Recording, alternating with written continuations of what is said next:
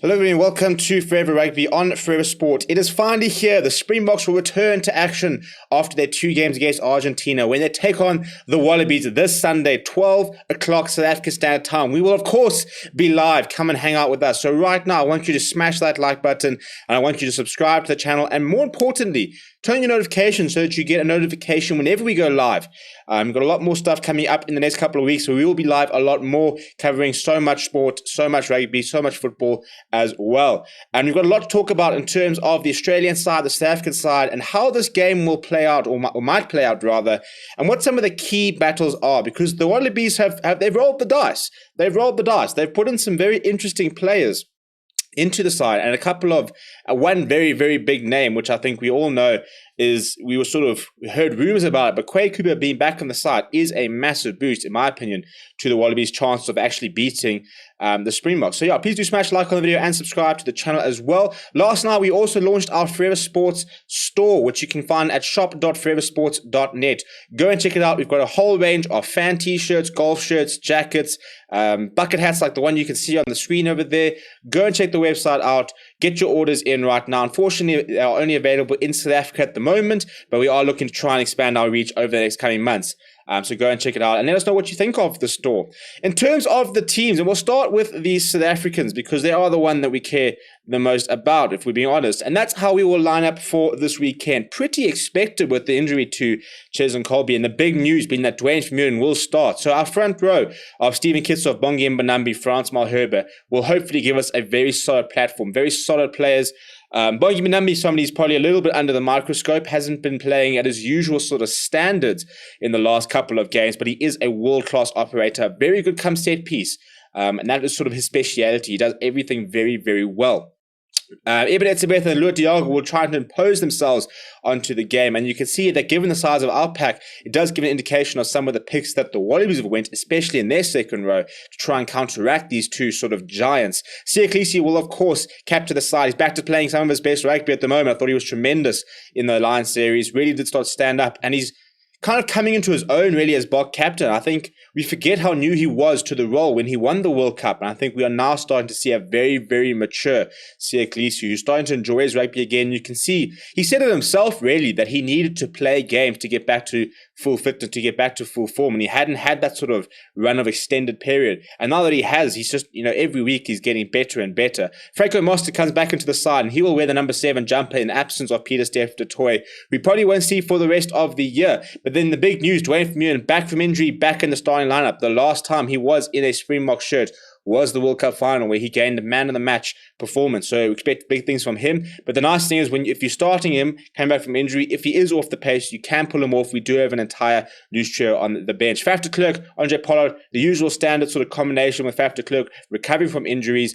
Makazole Mapimpi, Damien Delendi, Lukhanyo as expected. Spirit Corsi comes in place of the injured Cheslin Kolbe. Hopefully nothing too serious, and should be available for hopefully either next weekend or at least for the 2 All Blacks games. It is all the first time that Lukhanyo will face the Wallabies, which is very interesting. Biliru at full back is pretty standard. I know a lot of people are calling for Aple Lefasi. I just don't see the need to rush. We've got a team that's working, it's getting the results, and how often do we have to see this team win before we start complaining about the lineup that we pick?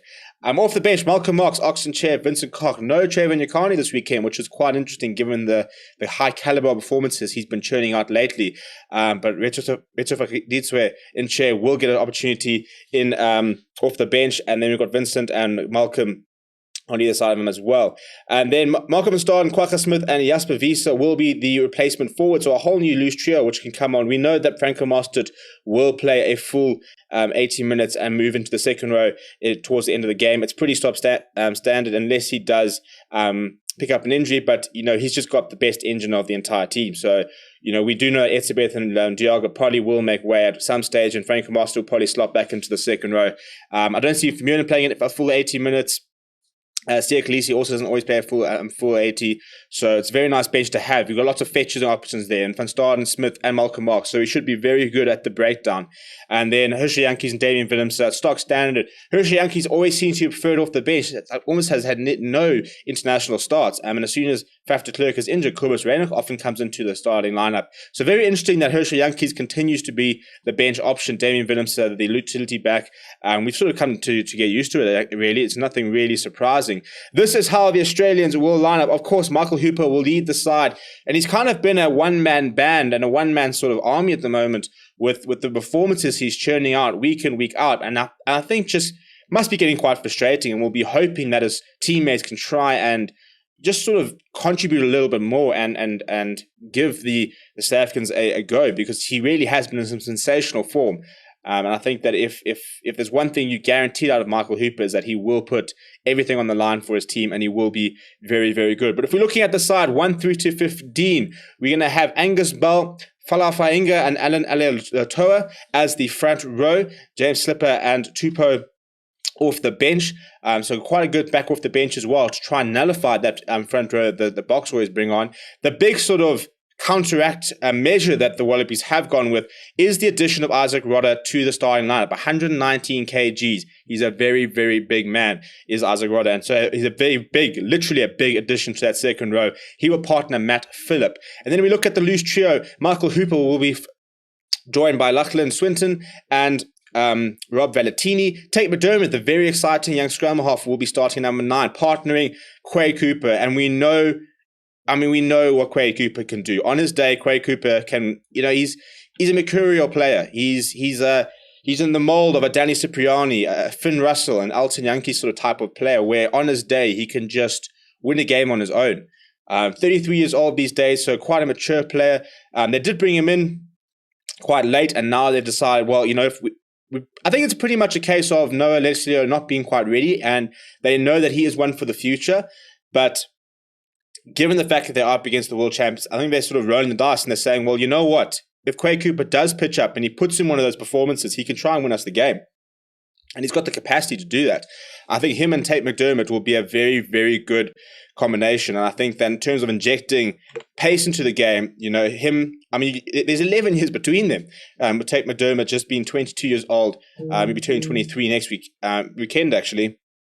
But I think that'll be a very important combination for the Australians. Then Sprinkorsi will have his hands full with the likes of Marikai Kurabeti down that wing. Samu Karevi at inside centre is joined by Len Ikitau. And then you've got Andrew Killaway and Tom Banks, who hasn't had the best of years so far. He will be at full back. And then off the bench, the reserve front row for the Australians is Feleti Katu, James Slipper, and Tinea Tupou. Then Rob Liotta, Patsy Pitsamu, Nick White, Reece Hodge, and Jordan Pettier. So it's a good Wallaby side, and it's a Wallaby side which I think are quite close to being a force to be reckoned with. I think it's very admirable the way they're trying to go about things, the way that they're trying to play quality rugby, but they're not getting the results. And at the end of the day, it's a results-driven game. People are having quite a bit of a laugh in many ways on how the Australians are sort of sticking to this very attacking approach and very positive style of rugby and being blown away week in, week out and almost losing to France. And yet you've got the Springboks who come under a lot of criticism for the way they play, but it is winning rugby. So this could be another example. It's one of those things. If Australia were to go out and blow South Africa away this weekend, everybody will say it's a fantastic advert for rugby, that attacking rugby can sort of outdo this sort of very defensive-minded, very structured and very direct approach from the Springboks. But on the other hand, if they try and throw the ball around, the Springboks get in between their defense and they shut them down. The Springboks grind out a victory. And look, the Springboks know how to score tries. Let's not pretend that, Makazole Mapimpi's got, I think, 16 tries in 18 games, or 14 tries in 16 games, one of the two. So he's scoring almost every game. We look at all the tries scored during the Lions series, they're scored by our wings. So the Springboks do score tries, despite the sort of maybe not always going this massive end-to-end counter-attack try, which the All Blacks often do. But often, the All Blacks have always been a side which sort of play off the mistakes, whereas, the Springboks are they don't take too many chances. They're not a side that kicks a lot of possession away once they get to sort of the danger zone. When they get to the 22, you're not going to see 50-50 passes being thrown or little chip kicks over or grabbers in behind. They like to keep ball in hand and play sort of the safe option and sort of grind an opposition down and then eventually find some gaps. So I'm personally very over the whole debate about styles of rugby, but I do think we're going to see a fantastic test match. I think Australia are a much better side than a lot of people are giving credit to. but I don't think the Springbok management are underestimating them at all. If there's one thing we know about the Springbok management is that they will give every single team we play enough respect. They would have given Georgia the amount of respect that they deserve. They will look at the Australians and think this is still a quality side. The entire week between Dion David, Jacques Nienaber, Dwayne Vermeulen, Lukhanyo and Faf de Klerk, they've been very open that they know Australia are a very, very good side. They know that this will not be an easy clash. They know they have to be at the best, which is why we've named such a strong side. And I think if you can go out and you can really do some damage to this Australian side, next weekend you can rotate a little bit. But the last thing the South Africans could afford to do was to underestimate the Australians, go out and get a bad result this weekend and sort of put yourself back and suddenly think that you're going to have to go back-to-back wins against the All Blacks to try and win the Rugby Championship. So Australia do have the potential to be a bit of a banana skin in terms of we're so focused on getting to the All Blacks and trying to take on the All Blacks, given the rhetoric behind the attacking rugby, defensive rugby, and all the things that have been said between Steve Hansen, Ian Foster, and the likes. But we need to get past Australia first. So 2 very big weekends. We will be live on Sunday. Please do smash like on the video. Subscribe to the channel as well. Go and check out our store at shop.foreversports.net and let us know what you think of everything. We'll see you guys tomorrow for the Currie Cup final. We'll see you guys on Sunday morning. Lukhanyo will be warming you up with us Argentina versus New Zealand before I then take you through Australia versus South Africa. Fantastic weekend of sports up ahead. I hope to enjoy it with you guys on the live stream, so make sure you come and hang out. Thank you very much for watching. My name is Steven, and I'll chat to you guys all soon.